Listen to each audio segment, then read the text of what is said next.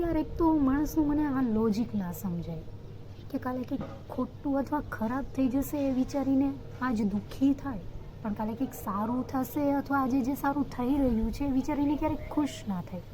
કેમ ભાઈ, ટેક્સ લાગે છે ખુશ થવામાં? કાલે જે થશે શું થશે, પણ કાલના ચક્કરમાં આજનો સુંદર દિવસ પણ ચિંતા કરીને શું કામ વેડફવાનો? માણસના જીવનમાં દરેક પરિસ્થિતિમાં માણસ પાસે હંમેશા બે ઓપ્શન હોય છે. ઓપ્શન નંબર 1, કાં તો ભૂતકાળમાં જે થઈ ગયું છે એને લઈને અથવા કાલે કંઈક ખરાબ થશે એવું વિચારીને તમે કકળાટ કરી શકો અને આજના સુંદર દિવસને પણ બગાડી શકો. And option number 2, that is કે કાલે જે ભૂતકાળમાં થઈ ગયું છે એને સહજતાથી સ્વીકારીને કાલે જે બી થશે સારું થશે એવું વિચારીને આજના દિવસને પણ જીવી શકો અને સુંદર બનાવી શકો. અને કયો ઓપ્શન ચૂઝ કરવો, that is always up to you.